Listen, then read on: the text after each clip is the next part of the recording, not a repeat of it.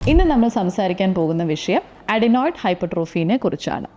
Adenoid hypertrophy എന്നതുകൊണ്ട് ഉദ്ദേശിക്കുന്നത് adenoid എന്നുള്ളൊരു ഗ്രന്ഥിയുടെ വീക്കം വരുന്ന അവസ്ഥയെ കുറിച്ചാണ്. ഇത് 2 തൊട്ട് 10 വയസ്സുള്ള കുട്ടികളിൽ ഏറ്റവും സാധാരണമായി കാണുന്ന ഒരു അസുഖമാണ്. ഈ അഡിനോയിഡ് ഗ്രന്ഥി സ്ഥിതി ചെയ്യുന്നത് നമ്മുടെ മൂക്കിൻ്റെ പുറകുവശത്തായിട്ടാണ്. ഇതിന് വീക്കം വരാനായിട്ടുള്ള ഏറ്റവും കോമൺ ആയിട്ടുള്ള കാരണങ്ങൾ അലർജി, അതായത് തുമ്മൽ, മൂക്കൊലിപ്പ് ഉള്ള കുട്ടികളിൽ. രണ്ടാമതായി ഒരുപാട് എൻവയൺമെൻറ്റൽ പൊല്യൂഷൻ കാരണവും ഈ അഡിനോയിഡ് ഗ്രന്ഥിക്ക് വീക്കം വരാം.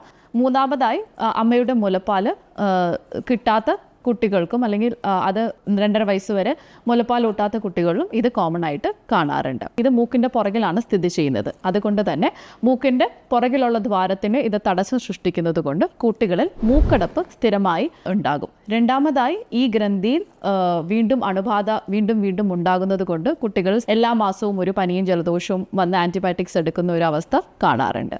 മൂന്നാമതായി അഗൈൻ മൂക്കിൻ്റെ പുറകിലെ ദ്വാരത്തിന് തടസ്സമുള്ളത് കൊണ്ട് കുട്ടികൾ വായിലൂടെ ശ്വാസം വലിക്കുകയും മൗത്ത് ബ്രീത്തിങ് കോമൺ ആയിട്ട് കാണാറുണ്ട്. നാലാമതായി കൂർക്കം വലി, ഉറങ്ങുമ്പോൾ മൂക്കിന് തടസ്സമുള്ളത് കൊണ്ട് വായിലൂടെ ശ്വസിച്ച് കൂർക്കം വലി കുട്ടികളിൽ ഉണ്ടാകും.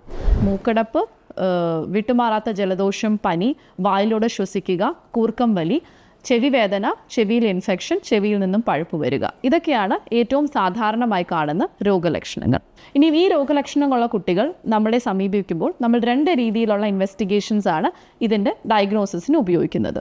ഒന്ന്, നമ്മളൊരു എക്സ്റേ എടുക്കും. എക്സ്റേയിൽ നമുക്ക് ഈ ഗ്രന്ഥിയുടെ സൈസ് എത്രത്തോളം വീക്കമുണ്ട് എന്നുള്ളത് അറിയാൻ പറ്റും. രണ്ടാമതായി നമ്മൾ OPDയിൽ തന്നെ ചെയ്യുന്ന ഡയഗ്നോസ്റ്റിക് നേസൽ എൻഡോസ്കോപ്പി എന്നുള്ളൊരു പ്രൊസീജിയറുണ്ട്. എന്ന് പറഞ്ഞാൽ അതൊരു ക്യാമറ നമ്മുടെ മൂക്കിൻ്റെ നോർമൽ ദ്വാരത്തിലൂടെ ഇട്ട് നമുക്ക് ഈ അഡിനോയിഡ് ഗ്രന്ഥിനെ നേരിട്ട് കാണുകയും അതിന് എത്രത്തോളം വീക്കമുണ്ടെന്ന് അസസ് ചെയ്ത് ഗ്രേഡ് ചെയ്ത് അതിൻ്റെ ബേസിസിലാണ് നമ്മൾ ഇതിനെ ചികിത്സ ചെയ്യുന്നത്. ചികിത്സയിലോട്ട് വരുമ്പോൾ ഒരു 50% അതിൽ താഴെയുമാണോ ഈ ഗ്രന്ഥിയുടെ വീക്കമെങ്കിൽ നമുക്ക് മരുന്നിലൂടെ ഇതിനെ ചികിത്സിക്കാൻ മിക്കവാറും സാധിക്കാറുണ്ട്. മൂക്കിലടിക്കുന്ന സ്റ്റിറോയിഡ് നേസൽ സ്പ്രേസ് ആണ് ഇതിന് ഏറ്റവും കോമൺ ആയിട്ട് നമ്മൾ കൊടുക്കുന്ന ചികിത്സ. അതിനോട് ഇത് റെസ്പോണ്ട് ചെയ്യാറുമുണ്ട്. 50% അതിൽ താഴെയുമാണോ സൈസെങ്കിൽ.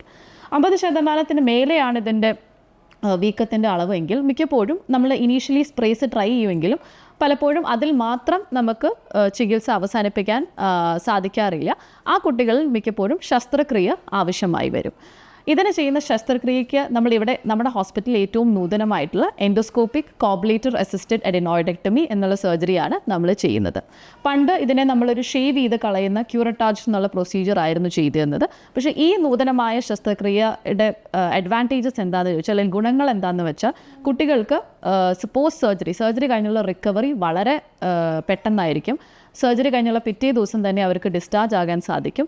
സർജറി കഴിഞ്ഞിട്ടുള്ള വേദനയുടെ അളവ് ഇല്ലയെന്ന് തന്നെ പറയാം. മൂന്നാമതായി ശസ്ത്രക്രിയയുടെ സമയത്ത് ഉണ്ടാകുന്ന രക്തത്തിൻ്റെ ലോസ് വളരെയധികം കുറവായിരിക്കും.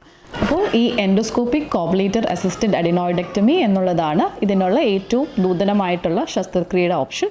അതാണ് നമ്മളിവിടെ ചെയ്യുന്നത്.